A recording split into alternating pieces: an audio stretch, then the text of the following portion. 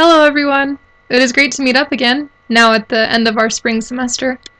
I hope it has gone well for you and that you're now enjoying the warmer weather as much as I am. My name is Savannah, and this will be my narrated PowerPoint presentation portion of the final project for our Introduction to Interpreting course taught by Professor Andrews. The topic of my presentation has to do with my report findings from the interviewing experience I had with Professor Curt Radford. This presentation will give me the opportunity to discuss a little about who Curt Radford is and what I have learned from his personal experiences regarding interpreting services. It is my intent to make small connections between what I have gathered from the interview and our course material. But I am hoping to also gain some insight from you as my classmates about connections that I didn't catch. So let's start with introducing Curt. Curt Radford is a deaf professor at Idaho State University. He has his degree in deaf education from that school, and a doctorate degree in deaf studies, deaf education from Lamar University. He is a CDI, Certified Deaf Interpreter, and he is nationally known for the quality of his online instruction. He promotes teaching ASL over the web, so I know Professor Radford because he has now been my teacher for American Sign Language 3 and 4 through ISU. I had never interviewed a deaf individual before, so it was a privilege to learn more about Professor Radford's life.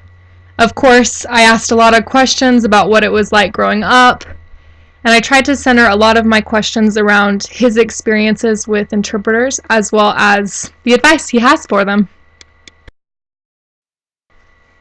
Like I said earlier, I have never interviewed a deaf individual before, so I was really curious about what it was like growing up. Now, I do recognize that his experiences will differ from other deaf individuals, but I knew that his answers would give me some insight as to how things have changed over time. For example, I found out that Professor Radford's parents didn't even know that he was deaf until age 3. That would have been really surprising. Of course, now with technology, newborn babies can be tested for hearing loss shortly after birth. He also said that his folks were not aware of the deaf community, so at church, there just were not resources available for him.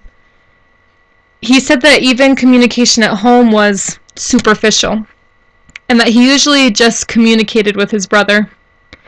This made me think about how we learned in the course textbook, So You Want to Be an Interpreter, that usually just family members were interpreters for deaf individuals. Certainly at church as well. Curt was really fortunate to attend a deaf preschool, where he actually learned ASL, and then spent the rest of his secondary education in Gooding, Idaho, where he would spend weekends at the Idaho School for the Deaf. It was only kindergarten that he was immersed into mainstream school, and I just had to ask if he remembered his first experience with an interpreter, and he did. He said that his first interpreter was for a PE class. He thought the interpreter was there to help him pass, only to later find out that they were actually there to tell him what was being said. He said that this is still a problem today in public education. I was not surprised by this response, because in our Code of Ethics and Me assignment, I read through and studied the EIPA Guidelines of Professional Conduct for Educational Interpreters, and in that document it states, any discussion regarding the use of an interpreter with a student should include a discussion of whether the student is developmentally ready to use an interpreter. This document also states that fluent role models besides the interpreter would be a positive impact for students. Obviously, these codes were not around when Curt was in PE, so it is interesting to see how there are still some of the same problems, but that now there is a lot more effort in trying to solve them. Professor Radford has done some amazing things in his life so far. Things that have really contributed to his deaf pride, community, and family. I learned from the interview that besides receiving his education, he has given motivational talks and he travels all over to help with deaf conferences. Curt has also been a branch president for a deaf branch in the church that he attends, and during that time, he actually helped the organization of the church recognize the need for more resources for the deaf members. He translates for general conferences in the church, and he has helped in the translation of scripture into ASL. He was a principal, where he fired 6 teachers within 3 years, and then hired new teachers that had adopted the bye-bye philosophical frame. And now he currently trains teachers at USU to support proper methods to teach deaf children. After getting just a glimpse of all that Curt has done, I seriously began to think, can a hearing person really make any difference? Can I make any difference? Deaf people are so capable, and they have the experience to make some serious differences in the world. This was probably the most powerful part of the interview, in my opinion, because Professor Radford looked straight at me in the eyes and signed, "Absolutely, absolutely, yes, you are my ally. Interpreters and deaf individuals need to work together as partners." In the article we were asked to read called "The Interpreter, Machine, Advocate, or Ally," we learned that an ally is one who supports the goals of the community and accepts leadership from that oppressed group. It means candidly acknowledging the limitations of our own knowledge and experience in relation to deaf people, and also trusting deaf people to assume decision-making roles. Interpreters are meant to be allies, and they are meant to work as partners with the deaf community. Professor Radford and I also talked about the different philosophical frames that interpreters can adopt. I asked him about the helper model, and he said he does not like the experiences he has with helper interpreters because he does not feel empowered. I also asked him about the machine model, and he said that interpreters that use this frame are not really interpreters. He said, "A good interpreter will be aware of the deaf client and the environment."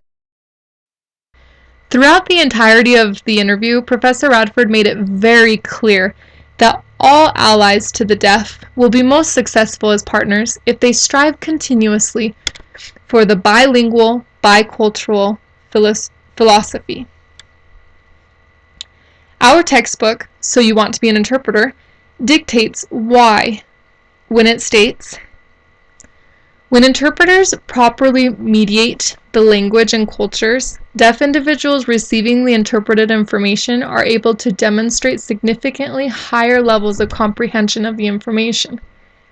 This is significantly important in the pursuit to empower the deaf. Some of the best advice that Professor Radford gave during this interview was to get involved in the deaf community. This is something that I don't always take the time to do. It is definitely something that I could do better with. Professor Radford said that becoming an interpreter, although extremely rewarding, is incredibly challenging, which is awesome because interpreting has not always been a profession, so just that fact alone shows how much things have changed for the better. It is a little overwhelming, but something that I really admire about Curt as a teacher is that he is always extremely encouraging, and he always reminds us to be more confident in our abilities. His advice reminds me of the documents that we were asked to read in class, called "No One's a Prodigy, Deliberate Practice in Sign Language Interpreting," and "Talent or Deliberate Practice." Both teach that professionalism takes time and effort. We are not just born with the ability to change the world.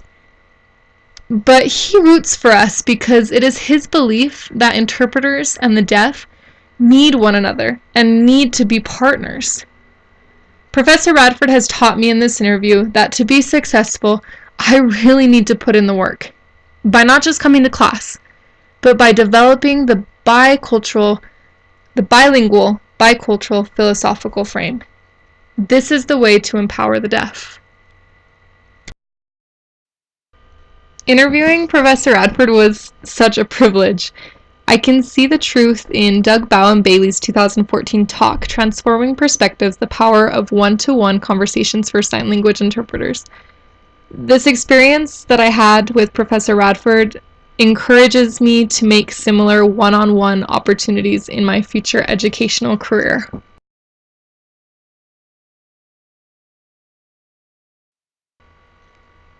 Thank you so much for taking the time to watch my presentation. I honestly look forward to watching yours. Good luck with the rest of your education and other endeavors.